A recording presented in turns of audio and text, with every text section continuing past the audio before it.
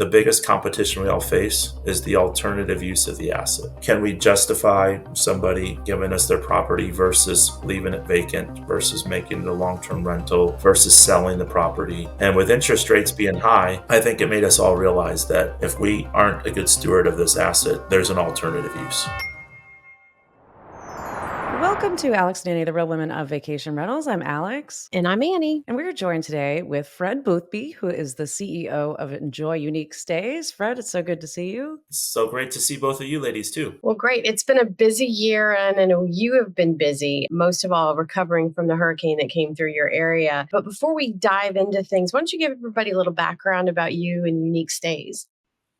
Sure. Well, thank you so much for having me on. It's a pleasure to be here with you guys. I know we've been talking about doing this for a while and still hoping to have you guys come visit some of our properties and stay in some of our places. But it's great to be on with you today. My name is Fred Boothby. I'm the CEO of Enjoy Unique Stays. We design, build, and manage experiential stays that help people escape the ordinary. We've been doing it for about 5 years. I sold another business about 2.5 years ago. And in Florida, moved up to our main markets are in Carolinas and Tennessee. Chattanooga, Tennessee is our biggest market. So moved up there, and we manage about 140 properties in the markets of Chattanooga, Tennessee, Southwest Michigan, and Western North Carolina. Awesome. Yeah, you've got absolutely spectacular properties on your program. And I think before we even really got to know you, just seeing some of your posts on LinkedIn and checking out your website, we were like, oh my gosh, this is really unique what you've built. And of course, the name makes sense. Enjoy Unique Stays.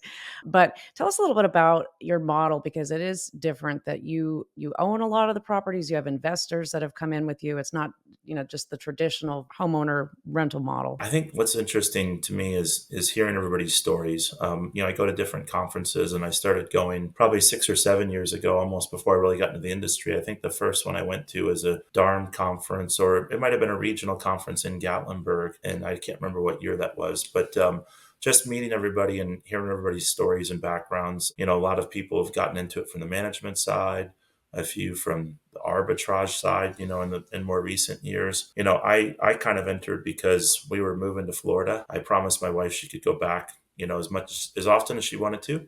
And so when she left, we started renting out the house, and I realized hey, this was back in, I think 2016 or so. I realized that, hey, this could work pretty good. And I had some other long-term rentals, started converting those to vacation rentals, short-term rentals. And things just grew from there. So yeah, we got into it more looking at it as a real estate investment play.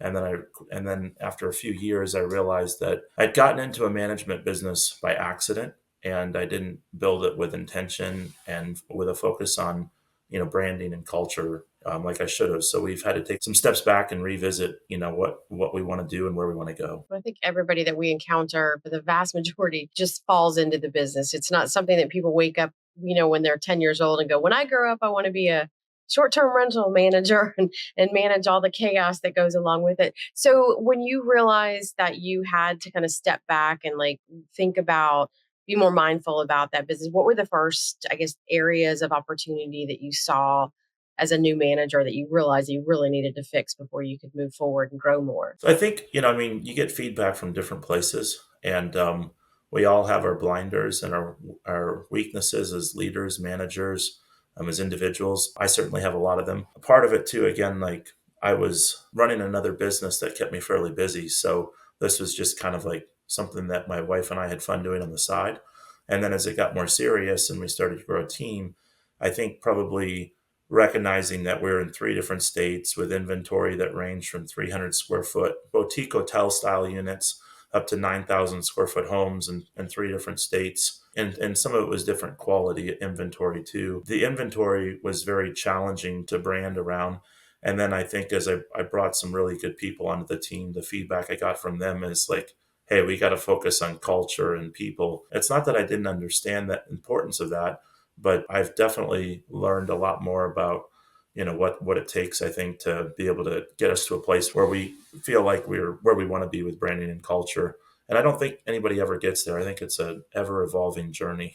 Yeah, it's definitely not something that you can either discover or learn or teach to other people overnight. I mean, it's got to come from the heart, and it's got to come from a place that, you've got to have the buy-in of your team, that they understand and they are aligned in that vision, but they also want to make the changes that you're trying to put forward. But just the workforce in general is tough in this industry. I mean, it's a tough business, and there's a lot that people have to put up with. But I think that's where, the culture and connecting to the why of why we're doing all this and why we're running out in the middle of the night and having to deal with owners and guests yelling at us. You have to have that, because otherwise it's like you're going to get burnt out and you're not going to want to do the job. So I think that was better to step back earlier on than later. So I think that was certainly a good thing for your company, and you've grown exponentially since then. Yeah, it's been a fun journey, and I think one of the challenges is deciding, like, what do you want to look like, who do you want to be when you grow up, and I think there's so many great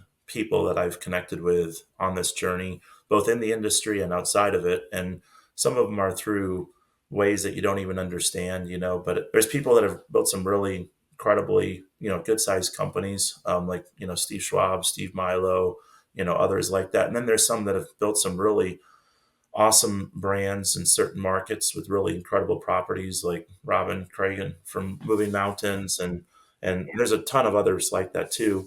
And then there's some really interesting people to me, like Ben Wolf and Isaac French and others, that David Graeber and the experiential stay space, that are just crafting these incredible experiences for people and really awesome nature escape type of properties. And so it's really fun to see all the different business models out there and think about, hey, what do I want to look like when I grow up, and which direction we want to go? Because we didn't have a brand or a strategy. It was just like, hey, can we make money on this? Can we make money on this? That's not a way to scale. It's not a way to grow. It's not inspiring. So you were able to kind of not pivot, but like reset and get everything on a like course corrected, I guess would be the best term to use, and get your business growing, and everything was humming along really, really well. And then come this awful hurricane that came through. And being from Florida, I'm used to them. Alex gets them on the Carolinas, but North Carolina and the Tennessee mountains was not a place that anybody could ever have imagined would have been affected by a hurricane. And just curious, I've talked to a few managers up there, and they're trying to be positive and trying to look towards the future, but knowing that it's a long road. How does it look for you and your business, and what do you see as opportunity? One thing I learned out of Hurricane Michael for us was that it was a reset for the market. It was an opportunity for us to like rethink how we wanted to be as a community, not just from like the infrastructure, but just the messaging that we wanted to put out for the market. So what are you seeing in your area that, like, I guess maybe some bright light from the hurricane? I think, first of all, it's really, I mean, my first thought, I live in Saluda, North Carolina. So it's between Asheville, North Carolina, and Greenville, South Carolina. Some of the hardest hit areas were, Asheville and the surrounding areas. So Chimney Rock, of course, got destroyed. There's some other areas north of Asheville that got hit very hard. A less populated area that is, pretty critical to near some of the properties that we have is the Green River Gorge in Saluda. So, another company that has some properties around there and actually is based out of there, even though they have properties all over. They're kind of known as the Amish vacation rental managers, but Heather and Landon with B&B Breeze, pretty amazing people. And they're in Columbus, North Carolina, really close to there too. They had some properties down in the Green River Cove area. You go down into these areas and they're just destroyed. And even though most of the vacation rental inventory wasn't impacted, a lot of the places that people come to, the tourist attractions, it's just, really sad to see how much destruction. And having lived in Florida for 8 years too, when a hurricane hits there, it's a totally different situation. The concern is if it hits high population centers, and the coast, of course, and it's going to do a lot of wind damage, and electricity is going to be out. But if you need to get supplies in, the land's very flat, the roads aren't impacted, so getting supplies in, getting help in, and then too, the type of damage that happens is covered by insurance. The recovery efforts, people come swarming in. It's all paid by insurance proceeds. Totally different experience in North Carolina. The insurance doesn't cover mudslides and flooding, and so vast majority of the damage is not covered by insurance money. So there's not this wave of people flooding in to help because there's no money to pay for it. And so you just got a lot of people that are just in a really rough spot. They've lost everything and they got to start over. So I think, my heart goes out to the people in those communities that are impacted by it. From a business standpoint, we were very fortunate that only probably at this point in time, only about 10% of our business is in Western North Carolina. So I think if anything, it just serves as a warning like, hey, where are your risks in your business? I know, the companies in, what was it 2017 when the fires hit Gatlinburg? When did the Mhm. fires? I think it was 2016, I 17, think. 16, 17. There's a good operator there, Tom Goodwin, right? I've tried to connect with him, but we haven't connected yet. His business was severely impacted by the Gatlinburg fires. So it makes you think as a vacation rental manager and say, hey, what are the risks the systemic risks that could just wipe me out or severely hamper me? And you don't think about things like COVID. You don't think about things like crazy hurricanes in Western North Carolina. Yeah, yeah, Yeah. So exactly. Mhm. It's almost as shocking as COVID, to be honest. yeah. So I think just as vacation rental manager or operators in the space, we have to say, hey, where are the risks that we can't see coming, and what can we do to be the best positioned for things? Of course, financially, but also non-financially too. Like there's a lot of things that I think it's hard to anticipate, but we should try and think through contingency plans. Yeah, absolutely. And I think, that's kind of the impetus behind a lot of companies that want to differentiate and expand into other markets. If they're in a beach market, they'd love to be in Gatlinburg or, another mountain market just to have that balance. And, if the worst was to happen, you've at least still got a business that's operational in one area. It's not as easily done as you could say it is. So you've actually been able to do that though. And you are in, multiple markets. In Michigan and Indiana is, quite different than Alabama and, and then the Carolinas. So when you decided to be multi-market like that, were you thinking for that reason of, business protection, or was it just more opportunities that came about? Yeah, I think it was, we're in a lot of secondary, tertiary markets, which I used to view as a bad thing. The two conversations that have really impacted the way I think. One was with early on with Simon Lehman. Simon actually came in and did a couple days of deep dive business evaluation with us. We were kind of at a turning point a couple years ago, and he was encouraging us to focus on existing markets and build density. And I had a strong aversion to doing that because we own so much of the inventory. I had this silly notion in my mind that I would be cannibalizing my own inventory to, in other words, like whatever strategies we'd figured out with pricing and all these other things to outperform the market. You can't outperform the market if you manage a third of the market, theoretically. It's impossible to do. So I had this like aversion to building density in a market. And there's a couple other people in the room, and like he teased that thought process out of me and made me say it out loud, and then everybody in the room started laughing at me. Oh no. Mm. The people on my team, and of course him. John Ann was there too. It was kind of, I don't want to say a light bulb, because I still think there's some truth to my rationale, but it also makes you realize like, okay, that's a limiting belief. And the second thought, I was talking to Steve Schwab, and I was saying, where it's kind of hard because we're in secondary and tertiary markets, so there's not as much opportunity. And he said his entire business is secondary and tertiary markets. There's a lot of opportunity. And so sometimes your strengths you think about as weaknesses, and it's all about perspective. And I think it takes combination of networking and connecting with other great people to really understand like what are the limiting beliefs that are keeping me from achieving more. Yeah. It's also proof that sometimes I think going with your gut is not going to steer you wrong ultimately. And there was a reason that you were having that feeling. And I think that, all of this, all the things that have happened since, really for like I can look back, the original real estate crash and then the oil spill for the Gulf Coast and then hurricanes and COVID and all the things that have happened over the last 20 years or so, it makes you realize that you need to be diverse in your thought process.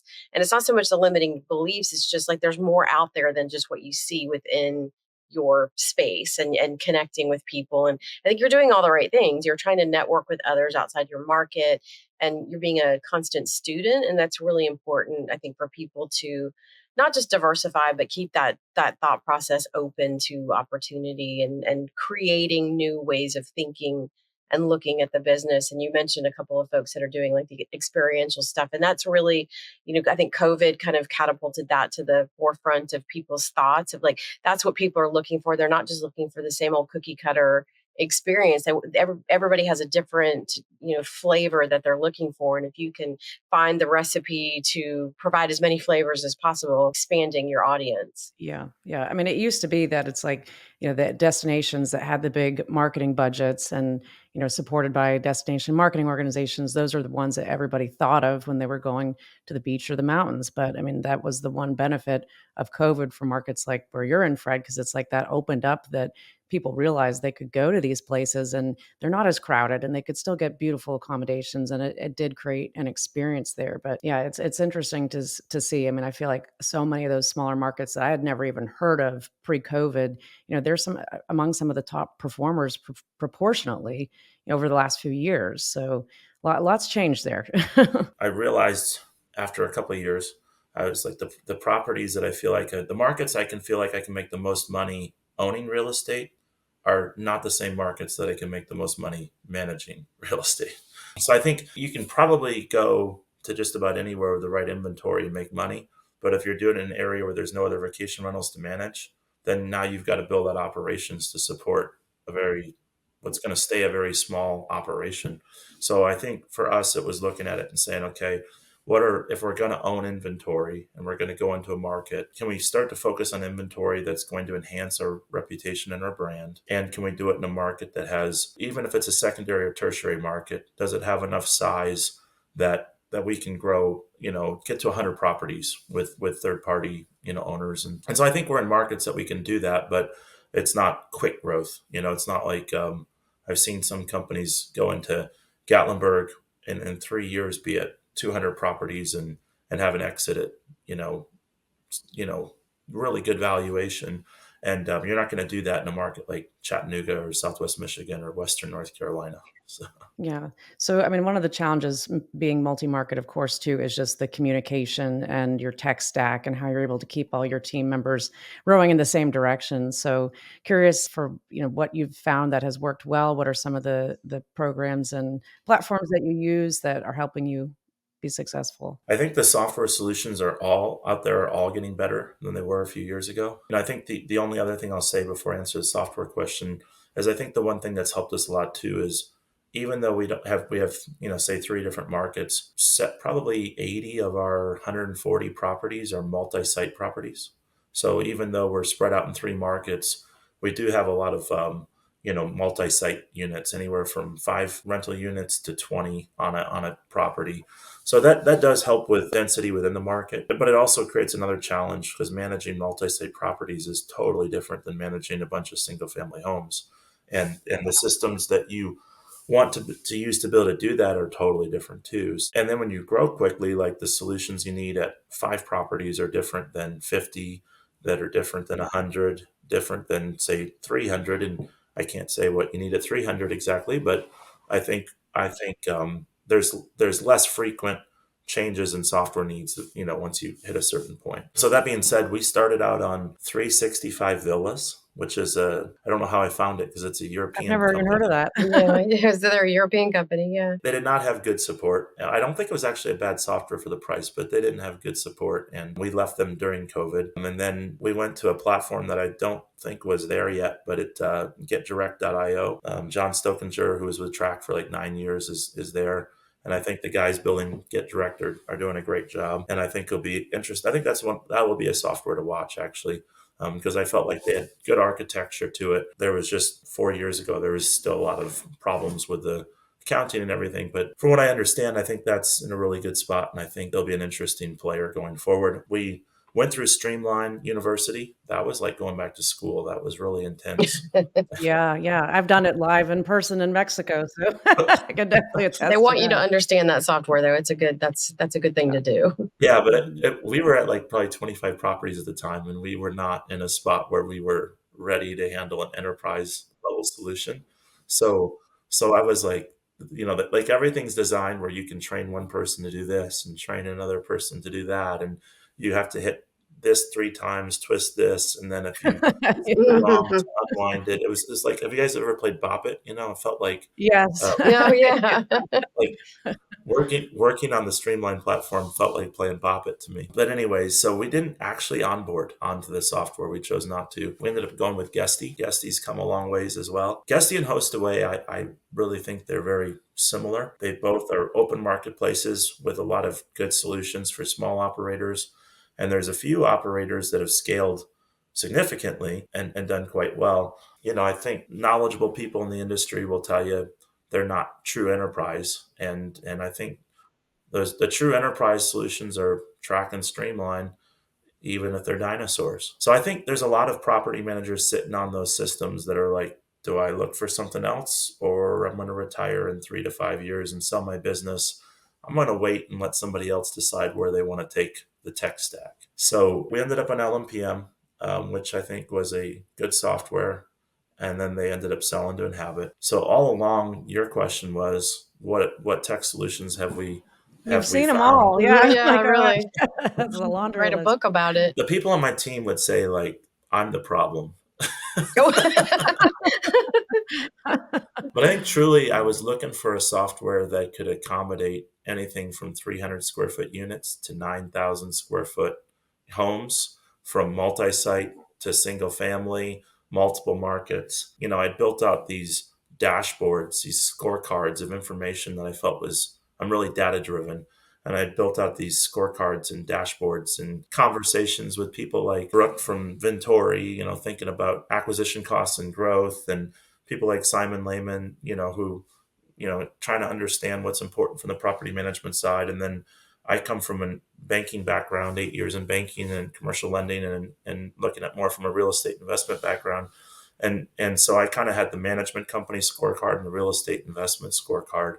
And I was trying to find a software that understood the things that I felt were important to be able to structure, organize operations, and get the information that I needed to run the business. So I ended up meeting somebody who's become probably one of my number one mentors in the industry at a conference. Bumped into him, started showing him my scorecards, and he just kept smiling. And then he started showing me a software. So starting about a year and a half ago, we decided to transition and migrate onto the Boom platform. And so that's where we're at today, is on the Boom software. Well, the great thing about Boom is they are an AI-based software, so they are able to adapt and build quickly. And so when you come up with some wild idea of something you need, they're going to be able to help you with that, right?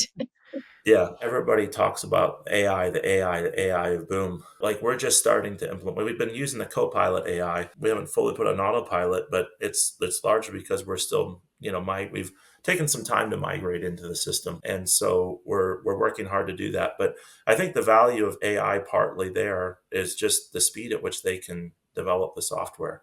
And we've been on other softwares where we've needed updates and we've needed fixes and we've needed, like, very, my opinion, very basic issues to be addressed. It's like moving heaven and earth. It's impossible. And the speed at which they have developed and built out, and the architecture and the way that they're going about doing it, and their operations suite, to me, those are the golden gems of the package.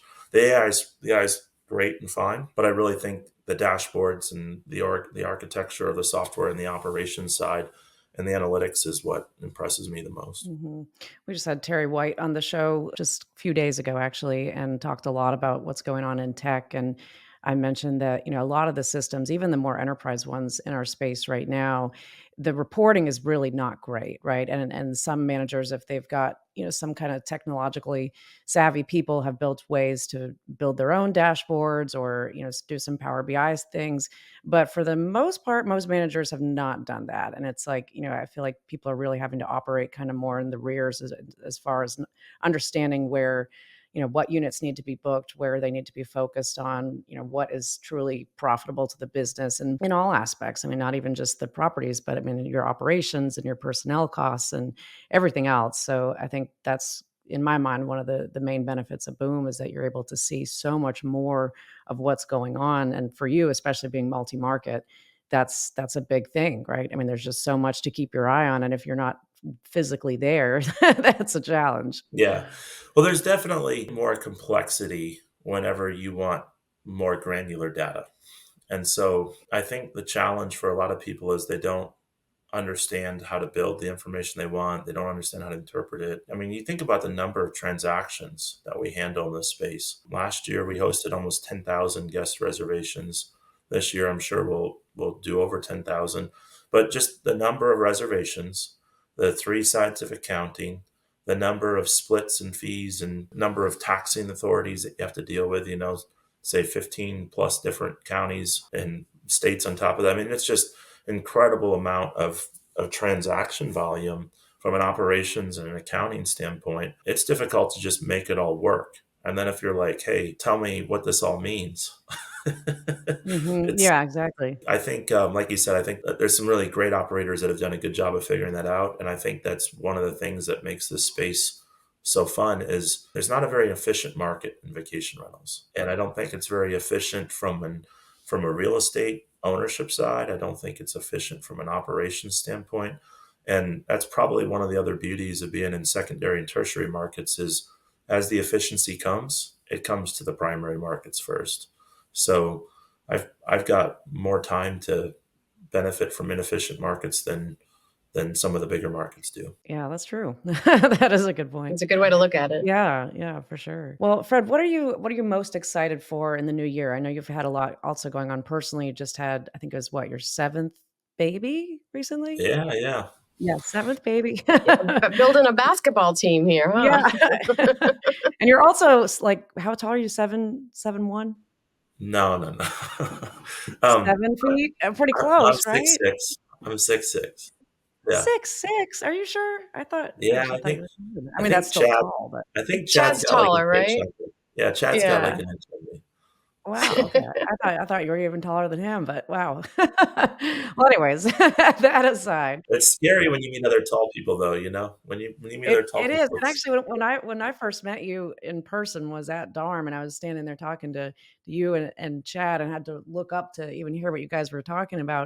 And I remember, Annie, you were there, but I think you had said, you're like, "I don't know that I've ever met Fred." And I said, "He was there, but you just had to look really high up to see him." Maybe that was it. But I didn't get to see eye to eye, so it was yeah. just like, what? I think I I walk think I amongst actually giants. I think I actually met both of you ladies at I think it was Spring Forum in Chicago. Okay. Probably. Yeah, But yeah, I've been yeah, fans of yeah. yours for much longer than So, I was Oh, like, oh, thank I gotta you. Oh, meet thank you. these guys. Oh, So we just takes appreciate a that. while to get people's attention. Yeah. Well, yeah, definitely glad that we have connected. But what are you most looking forward to in 2025? I think our 2024 there's a couple major initiatives that were critical to us upgrading the infrastructure. One was migrating onto Boom, which is there's still aspects of it that we're working to do, but I think we're well over the hump and to a good spot there and getting to a point where I think it's really going to work well. The second was reworking our website with ICND, which they've been great partners to work with. It's taken a lot longer. It's been a lot more painful than I realized, but I'm really excited about what we'll be able to get there. I think we found a great social media partner in 2024. And so the last quarter of 2024, we've seen some really great things with our social media. And then probably the fourth thing that was a big deal in 2024 is you hit certain stages of growth where it's like, okay, this isn't working, things are breaking, how do we fix this? And I think we've done a good job of bringing some second level managers on and really building out our second level of our management team, which is critical. And to be able to have the dashboard and the analytics to put information at their fingertips to make decisions. I'm really excited about those things heading into 2025. So with those things in place, I'm looking forward to getting back to growth again. I feel like we're ready to support more growth as we head into 2025. That's exciting. That's exciting. So one thing we do like to ask people, what do you think is something that's going on in the industry that maybe we're not talking enough about? I know people will always touch on regulations. I feel like we're talking about regulations to the point of exhaustion, but it obviously has to be discussed. But is there something that you think that we're maybe missing the mark on that we need to talk more about? I go to these different places and I don't feel at home in any of them. So I go to the VRMA and it's like, man, these are all property managers Like they don't. I would say that they don't understand or care about the owner, but that's highly offensive to say that. And I don't think that's a true statement. They're focused on their business primarily as an operator. They aren't in the real estate game. They might have a property or two. Some of them are. Some of them are understanding it and getting into it. People like Matt from Cozy down in Texas has built an incredible management company. He's just joined a Vistage group, which I did in the last year. Met some other great, people like Scott, who's a Vistage leader there in Atlanta. It's really fun to network and with different people. But I think some of them are starting to understand that there's certain pockets of the real estate game that makes sense to diversify into. But you go to the VRMA or the DARM and it's like all property managers. Then you go to IMN and it's like private equity and the real estate investment groups peering into the industry. And it doesn't really feel like, there's no focus on hospitality there as much as there should be. And then you go to like STR GrowthCon and it's all a bunch of arbitrage newbies, it's interesting Quick. going to these different conferences. There's great people to meet at all of them, but I think at the end of the day, I ask myself, what's the biggest competition we face? And regulation is a big issue, but I think probably the biggest competition we all face is the alternative use of the asset. The alternative use of the asset is I think, can we justify somebody giving us their property versus leaving it vacant versus making it a long-term rental versus selling the property? And with interest rates being high, I think we've all seen limited inventory. Inventory entering the market is not as high as it was. And of course, I haven't been at this for 20 years. So I entered during COVID when interest rates were low and it was popular and everybody's like, go buy a vacation rental. And it's like, man, this is easy. Like, if you just hang up a shingle, people are bringing properties to you. But I think as interest rates went up and as the industry started to consolidate a little bit with ADR and occupancy, I think it made us all realize that people have to make decisions with their assets. And if they can't make them work, then they're going to sell them or do something else with them. It's probably not as true in primary markets where you have fierce competition. I think in a lot of cases, like just recognizing that, hey, if we aren't a good steward of this asset, there's an alternative use for this property. Yeah, even in the big markets, I mean, real estate sales and properties, going off the program because they got sold, that was always a challenge for us, or, even just people moving into the condos that they decided they bought them years ago and now they're finally ready to retire. That was, definitely something we had to always be working towards to keep our funnel full, to knowing that we're going to lose a certain portion every year. But yeah, definitely, that's a good point. And I don't know that we've had anybody really talk to that, level of what you just mentioned, but very good point. I think the other thing that'll be interesting too is it'll be interesting to see what happens with the OTAs. But I think going into the next 5 or 10 years, people will become more aware. Like people still don't know what book direct means. Like, Right. Yeah. they're like, this is our fifth time staying with you. And it's like, no, you've stayed with Airbnb 5 times. What's wrong with you? Yeah, So, exactly. Yeah. and then they're like, well, what do you mean? And it's like, you can book direct with us and save. And, so I think it'll be interesting to see what happens over the next 5 years. I think, whether Uber gets into the market, whether Expedia stays in the game, whether Uber buys Expedia, whether they buy Hopper, Booking.com, the OTAs are going to face increasing competition, and it'll be interesting to see which players win out. And I also think that vacation rental travelers will become more savvy, and I think that there will be sub brands that get built, that continue to get built, and that will resonate with people. So like as example, I can walk into a Target, Walmart, wherever, it's just whatever is convenient. I don't care. But I know a lot of people, and probably women as more particularly, there's some that would never shop at a Walmart, or grocery stores. You think of, grocery stores. They're like, no, I would only go to a Publix, or I'd never go to a Food Lion, or I'd never go to a Walmart. And then there's ones that love Target. And then there's, so it'll be interesting to kind of see like, are there brands outside of the OTAs that get built in a more meaningful way? Will companies like V-Trips or Costco? I think where it's the easiest is the more experiential stay brands. And I do think, those are younger, more sophisticated, more social media. So I think there will be brands that get built on social media, and they'll be much more niche, and it'll be interesting to see how those develop. And I think too, as part of that, the hotels are getting into the game. I mean, in the last month, there's been some really big moves by Marriott. Well, the last quarter, I guess, right? So really interesting to see how the hotel industry affects the vacation rental market. Yeah, there's no doubt. There's no doubt. A lot of people getting into the space. Yeah, I mean, I think all your points were spot on, and definitely going to be a lot of movement on the OTA side for sure. It's becoming more challenging for them to acquire customers, just as it is for us too. So it's like as those costs continue to go up, what does that look like? I mean, Google's changed everything so much, as far as traffic from a paid or organic standpoint. So how are we reaching people? And thinking about it, just not that long ago, I mean, social media really started to explode for businesses in the early, 2010s, really. But like a lot of companies still did not get into actually, focusing on an Instagram strategy or a Facebook strategy. A lot of companies in our space still have not, and they might have a page, but they haven't done anything with it, and there's no engagement. And you've really just got to be looking at that in the coming years, because that is going to be the way that you're reaching travelers now. I mean, travelers have changed. And if you want to be able to show your brand and not just compete just based on the property on an OTA, you have to figure out ways to do that. But it'll be an interesting year and many more to come after it. But I don't know if we'll ever solve all the problems, but we know what they are. At least. It's true. Well, But I think what's clear from all of that is the single family home in a neighborhood that caused a lot of regulatory problems, those aren't going to be as financially viable going forward. So that will help for a number of reasons. One, it will reduce the strain that's causing some of these regulatory issues. So like if it's financially viable to just convert 3 and 4 bedroom homes in single family neighborhoods to vacation rentals, that's not good for decreasing regulation.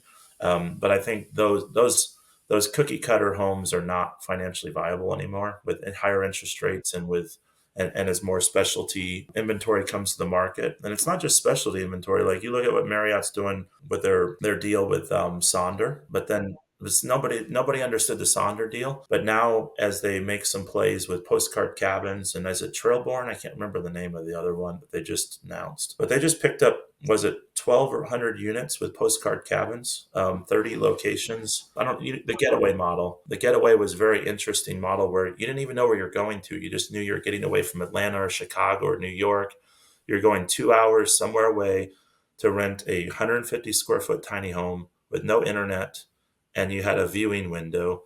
And they raised like what $60 million for getaway, rebranded to postcard cabins a month ago, and then just announced a deal with Marriott along with Trailborn at the same time. So, you're starting to see, I think, Marriott's strategy. And was it Hyatt? Was it Hyatt? I can't even pronounce these hotel names.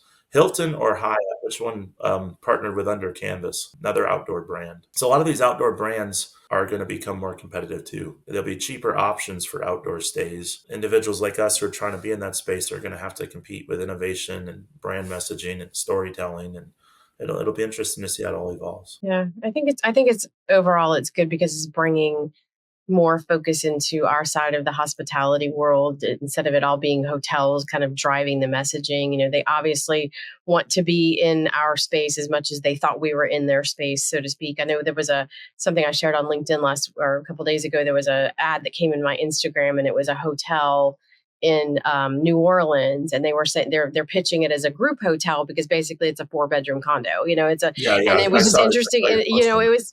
Yeah, I think that the interesting thing about it was like, well, is this really something innovative, or is this just like they're trying to make it like a new spin on something? It's like, well, that's not new. But I think to that point, it's like, we didn't invent hospitality. I mean, the hotels have been doing it. It's so there's a push and pull, but I think the push and pull makes more innovation happen and makes the space more exciting to be in because I've joked about it for years. Like it's where all the cool kids are. I mean, people come into this space and they don't want to let it go because there's a lot of really great people and a lot of great thought leaders and just a lot of fun that happens here. So I hope that in this coming year, Fred, that we can find some conferences that you feel part of and welcomed in. And I think that you've got a lot to offer to people. So I don't want you to feel that way for sure. Maybe how I stated that came across the wrong way. What I was trying to say is there's so many different parts of this industry Yeah. There's arbitrage, there's the ownership, there's the property management. I mean, what's incredible to me is you can meet somebody like Jane's Cottages. I met her at one conference, 280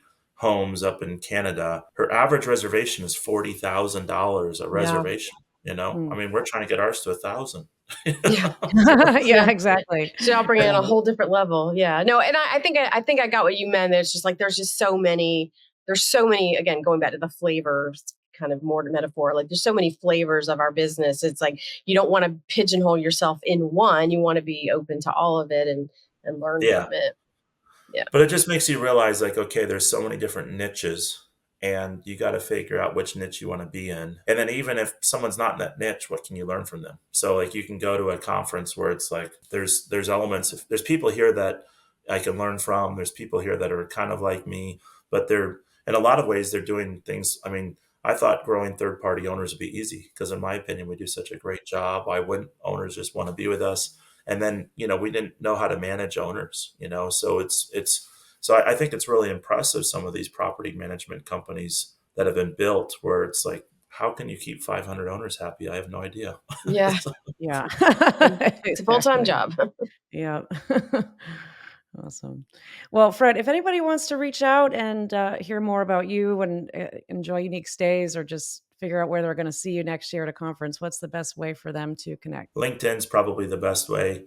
I try and keep an eye on messages coming through there. So that's a great way. If you want to connect with me from there, I'm more than happy to share my cell phone number, email address with you. I think networking with people in the industry is probably one of the most enjoyable. And that's why I like this industry, because it's such an open place to do so. Like so many other industries are like, but here you don't really have any competitor. I mean, you might have a local competitor, but other than that, and even then, like most of the time they're friendly. I mean, if they choose not to be, they choose not to be. But for the most part, they're friendly. And I think it's a really great way to all grow together. Yeah, totally agree on that. We will put your contact info in the show notes. And if anybody wants to get in touch with Annie and I, you can go to alexandanniepodcast.com. And until next time, thanks for tuning in, everybody.